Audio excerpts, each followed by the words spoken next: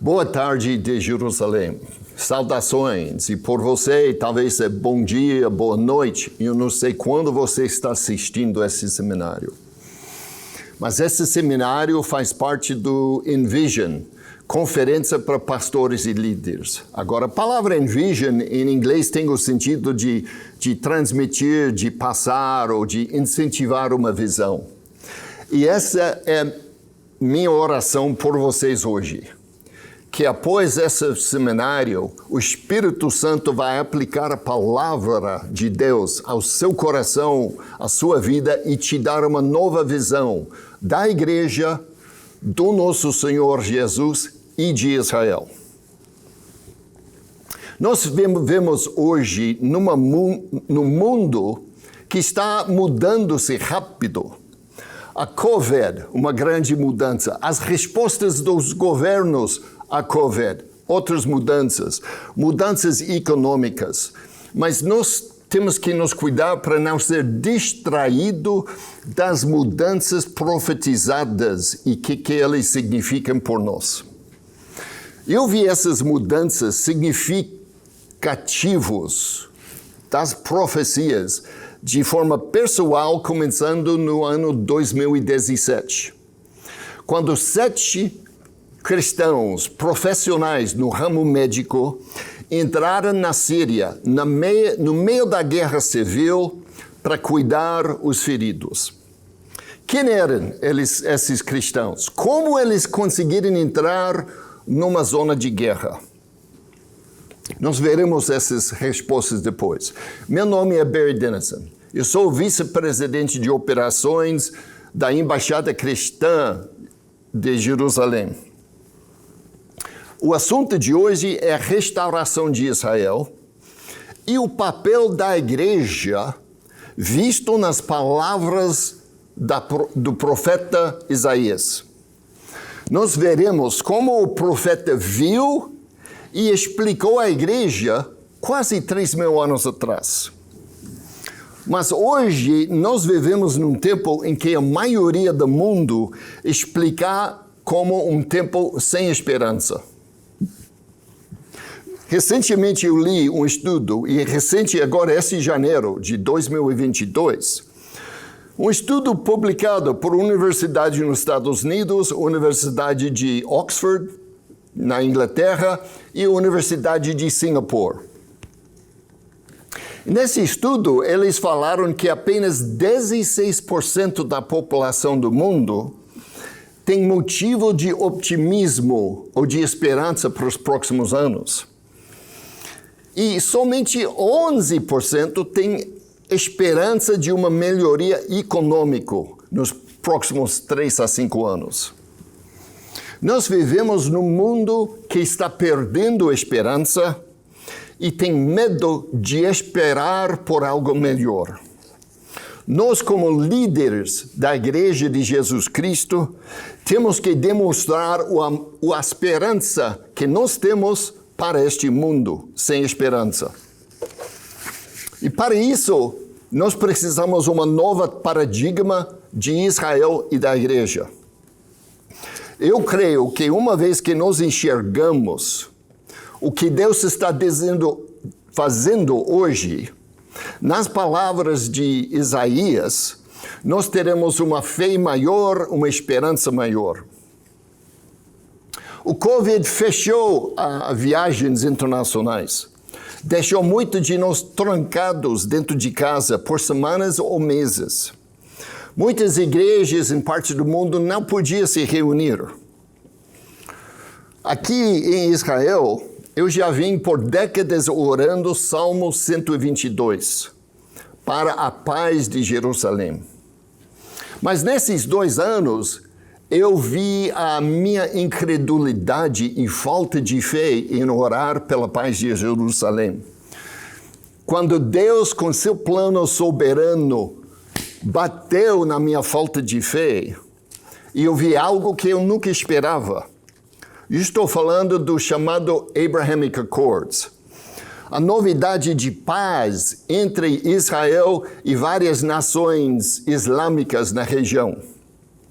Nós estamos vendo o final do conflito de Israel com os países árabes. Agora, eu experimentei o início dessas mudanças bem perto, bem pessoalmente, no ano 2017, quando minha esposa, Debbie, que é uma enfermeira especializada no centro intensivo de tratamento e uma especialista de trauma, pediu que eu a abençoe para entrar na Síria. Eu falei, eu vou orar. Eu orei mais ou menos esperando para Deus confirmar comigo que era perigoso demais e para eu dizer não. Mas é interessante, quando a gente começa a falar com Deus, Ele é capaz de responder como nós não esperávamos. Eu ouvi a voz do Espírito Santo falando, não deixa esta relação que começou centralizado na cruz, sair da cruz agora. Eu tinha certeza que eu tinha que abençoá-la e deixá-la ir. E quando ela entrou na Síria, eu esperava, não é que eu esperava, eu temia ela não voltar vivo. Nosso mundo está mudando rápido.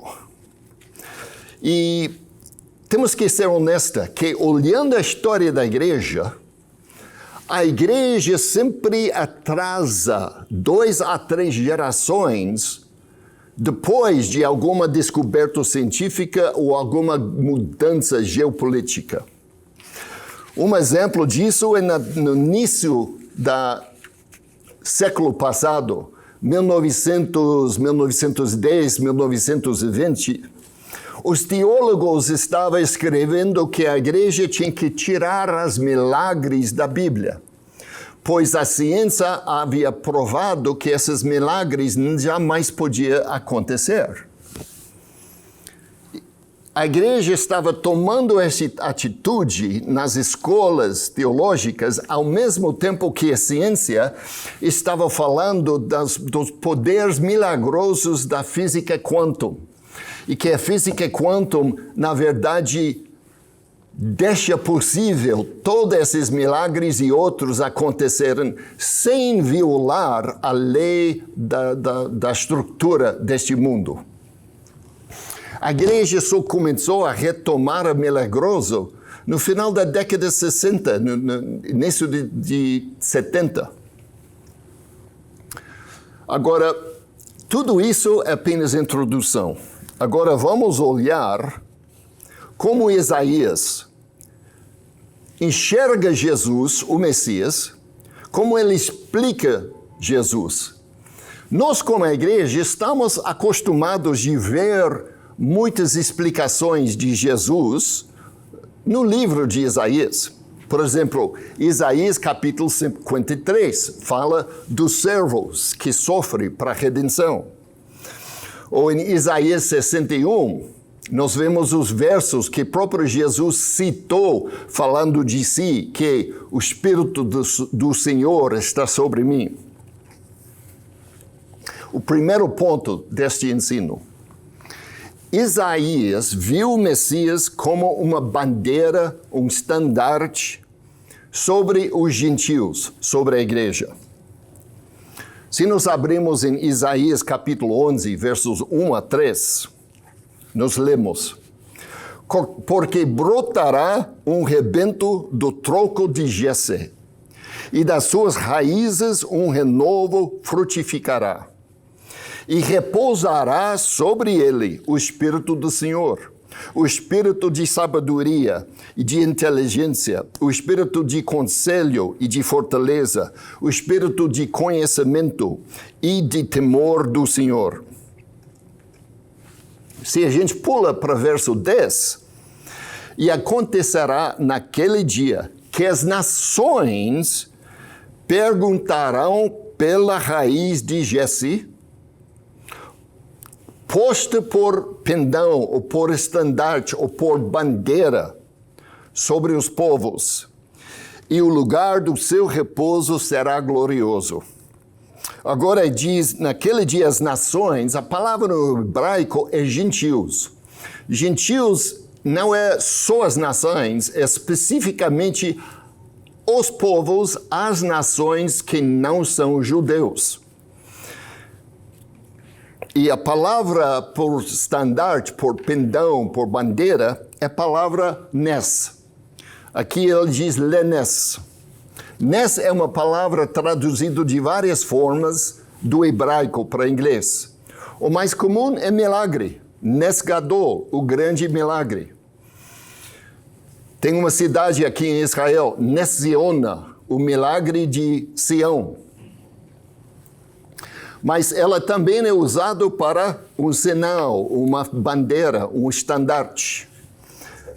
É muito ligado o uso do Novo Testamento que Deus agiu com sinais e milagres. E se refere a um sinal que é milagroso.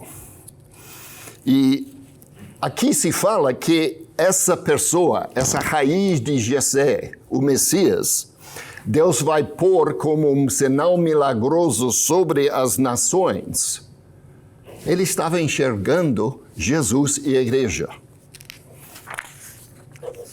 Segundo ponto, Isaías enxergou a igreja até nos detalhes da sua comissão por Jesus de alcançar os fins da terra.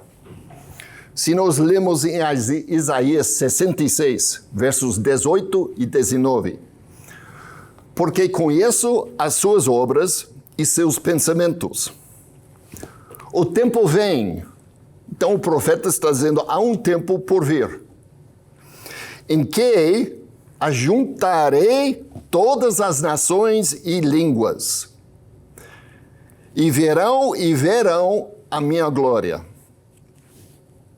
Deus está falando pelo profeta, virá um tempo em que eu, Deus, vou ajuntar pessoas de todas as nações, aqui a palavra hebraico-gentios, e de todas as línguas. E eles virão a mim e verão a minha glória. Verso 19. E porei entre eles um sinal, uma bandeira, um pedão, um nes, o Messias, a pessoa de Jesus. E fala que enviarei as nações, e fala de várias nações, e vai terminando. Para aqueles que não ouviram a minha fama, nem viram a minha glória, e anunciarão a minha glória entre as nações, entre os gentios. Gente, essa é a igreja, somos nós. Ele diz, o povo não judeu, de todas as línguas, eu vou ajuntar alguns para me ver a minha glória, para ouvir e conhecer minha fama, e eu vou enviar eles de volta para todas as nações, para o povo que não tem ouvido a minha fama, que não tem enxergado a minha glória. E tudo isso sob embaixo da bandeira de Jesus. Isaías não chama este povo a igreja, pois ela não existia ainda. Ela não sabia qual seria o termo para explicar este povo. Agora, o terceiro ponto. Isaías enxerga o Messias e sua igreja juntos colaborando para a restauração de Israel, com promessa de grande bênção sobre essa igreja. De verdade, ele liga a comissão da igreja para alcançar o mundo a seu papel também de ajudar a restaurar Israel.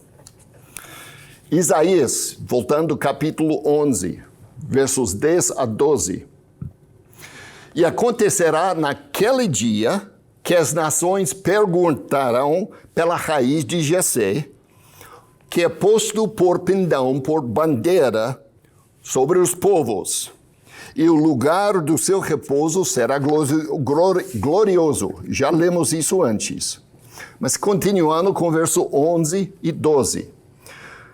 Porque há de acontecer naquele dia que o Senhor tornará a estender a mão para adquirir outra vez os resíduos do seu povo que restaram na Síria, no Egito, de Patros, de Etiópia, de Elão, de Senar, de Ramate e das ilhas do mar.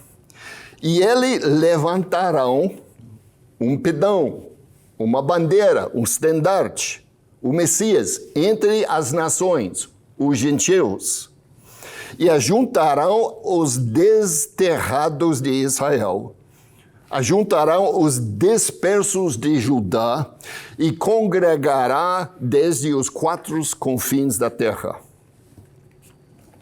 Gente, nós como igreja, nós temos lido esses versos, muito sobre a promessa de Jesus, do Messias, de reunir, de alcançar as nações, e temos pulado, deixado, nem notava que ele também ia congregar o povo judeu em Israel. Agora, pulando para Isaías capítulo 49, verso 6. E disse mais, essa é forte, pouco é que sejas meu servo para restaurares as tribos de Jacó e tornares a trazer os guardados de Israel. Também te dei para a luz dos gentios, para seres a minha salvação até a extremidade da terra. Gente, eu tenho que ser honesta. Eu leio isso e me parece que nós temos o papel de Jesus invertido. Porque Deus fala pelo profeta. É pouco que você seja meu servo para restaurar Israel. Eu também, além desse propósito principal, eu também te dei para a luz dos gentios, para ser a minha salvação até a extremidade da terra. Nós temos focalizado no parte 2. Jesus é a salvação para os confins da terra. E nós temos deixado, ignorado, que igualmente talvez a parte primária é que ele vai trazer os guardados, os judeus, de volta a Israel. Continuando em verso 22 de capítulo 49. Assim diz o Senhor, eis que levantarei a mão para as nações, levantarei a mão para os gentios, e ante aos povos avorarei a minha bandeira, levantarei minha estandarte, o pendão. Deus está falando, eu vou levantar minha mão para os gentios, e eu vou levantar minha Messias sobre esses gentios. Então, trarão os teus filhos nos braços e as tuas filhas serão levadas sobre os ombros.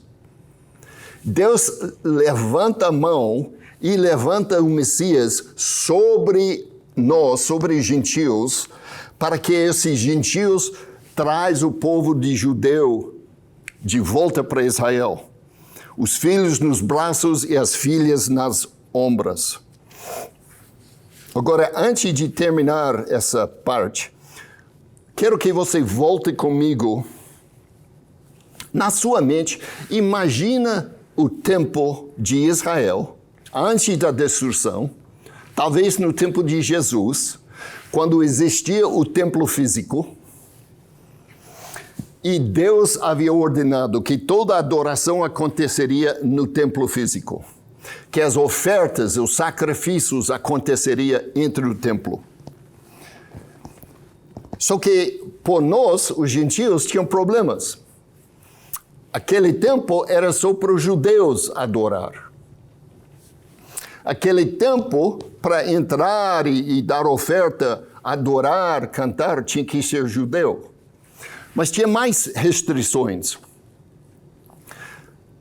Qualquer judeu não podia nem varrer o chão. Somente os levitas cuidavam as coisas no templo. E eu lembrava situações pastoreando no Brasil, quando eu chamava um músico ou alguém do equipe de louvor, me ajuda aqui a arrumar as cadeiras ou preparar isso. E a resposta, eu não posso, sou levita. Gente, isso demonstra uma falta de entendimento do que os levitas faziam no templo. Sim, os levitas tocavam trombeta. Os levitas dirigiam os cânticos. Mas os levitas lavavam o sangue das ofertas. Os levitas tiravam a cinza, os restos das ofertas queimadas. Os levitas faziam a manutenção do templo. Outros não podiam. Isso não foi a única restrição. Os levitas não podiam exercitar a função de sacerdote. Para ser sacerdote, tinha que ser descendente de Arão. Agora vamos ler Isaías 66. Já lemos 18 e 19 e vamos reler, ou resumir, e vamos continuar lendo versos 20 e 21. 18. Porque conheço as suas obras e os seus pensamentos, e o tempo vem que ajuntarei todas as nações e línguas, e verão a minha glória. E eu porei entre eles um sinal, uma bandeira, o Messias. E enviarei eles para outros que não ouviram a minha glória, não ouviram minha fama, entre as nações. Verso 20. E trarão os vossos irmãos. Quem é que vai trazer os irmãos e quem são os irmãos? Os irmãos são os judeus. O profeta está dizendo, Deus diz que ele vai ajuntar estes gentios que vão conhecer sua glória sobre a bandeira do Messias, levar a glória dele aos confins da terra, mas eles também vão trazer seus irmãos dentro das nações como presente, como oferta ao Senhor. E ele vai falando sobre cavalos, em carros, em leteiras, sobre mulas, sobre dromedários, para meu santo monte em Jerusalém. Se o profeta estivesse falando hoje, ele falaria, eles vão trazer de carro, de ônibus, de avião, de navio, até Jerusalém, diz o Senhor, como os filhos de Israel traziam suas ofertas em vasos santos à casa do Senhor. Preste atenção que Deus está falando aqui. Vai chegar um dia que eu vou ter este povo reunido sobre a bandeira do meu filho, do Messias, e eles vão ajudar os judeus a voltarem a Israel. E quando eles trazem os judeus de volta a Israel, eu vou receber isso como uma oferta feita pelos judeus no templo. Gente, eu e você não podíamos entrar no templo físico. Mas Deus diz que hoje, nosso dia, se nós ajudamos os judeus a voltar a Israel, ele recebe como oferta no templo. Não, quando eu li isso, comecei a enxergar isso, eu abri a Bíblia no hebraico, também comecei a estudar, mas sendo que não sou fluente no hebraico, eu conversei com alguns amigos meus, que são rabinos. Não reconhecem Jesus, mas esses textos, eles cresceram, estudaram. E eu perguntei, será que Deus está dizendo que quando nos gentios trazemos judeus de volta a Israel, ele recebe como oferta no templo? Eles olharam no texto e falaram, eu não entendo isso, mas é exatamente isso que o texto diz. Aí verso 21, e também deles tornarei alguns para sacerdotes e levitas, diz o Senhor. Aí eu continuei a pergunta. Eu falei, esse deles se refere aos judeus que voltaram a Israel ou os gentios que os trouxeram de volta para Israel? Algumas foram bem honestas, elas falaram, pode ser ambos. Agora, eu creio que se refere aos judeus que trouxeram de volta. Eu creio que não. Eu creio que isso se refere ao profeta enxergando esta multidão de toda língua, de toda tribo, seguindo o Messias. E ele viu que Deus ia escolher algumas numa função sacerdotal, algumas numa função de servir, de adorar. Eu creio que o profeta enxergou a igreja e que ele estava enxergando os apóstolos, profetas, evangelistas, pastores e mestres.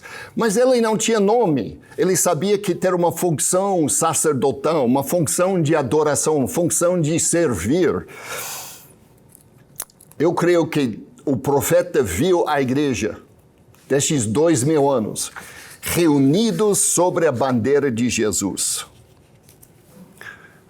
Para encerrar, vamos voltar a minha esposa e seu tempo ministrando na Síria. Eu me maravilhei vendo o exército judeu de Israel abrindo a fronteira para a Síria, uma nação cujo estado de guerra contra Israel existe desde o ano 1948.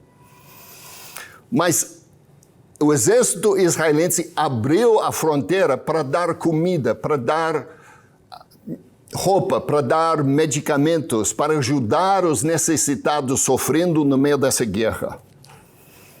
Eu vi eles abrirem essa fronteira para permitir 7 servos do Senhor, cristãos, profissionais no ramo médico, para entrar na Síria, para servir os muçulmanos sofrendo. Minha esposa gastou 3 meses na aldeia de Beit Jin, uma viagem de 4 horas acima de cavalo da fronteira de Israel. Eu louvo o Senhor que ela voltou seguro, são. Este, por mim, é uma imagem do que Deus quer deste nosso mundo.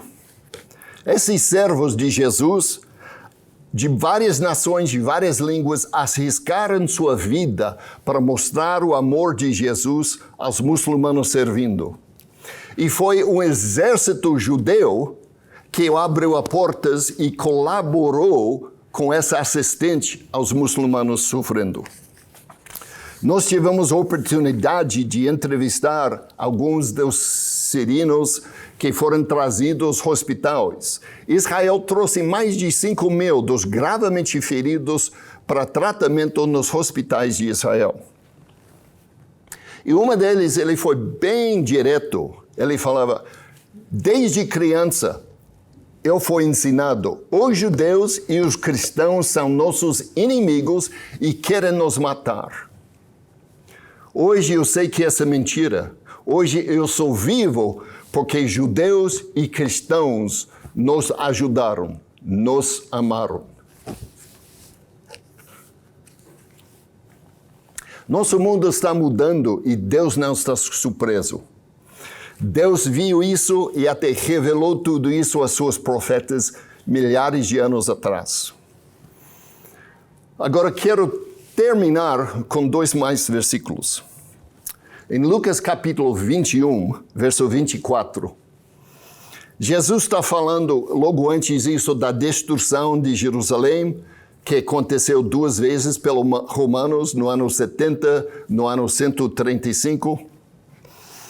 E em 24, verso 24 de capítulo 21 de Lucas, ele diz, cairão a fio de espada, e para todas as nações serão levados cativos.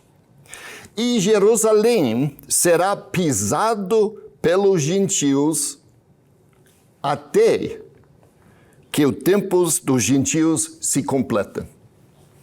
Este até é a palavra mais forte desse versículo.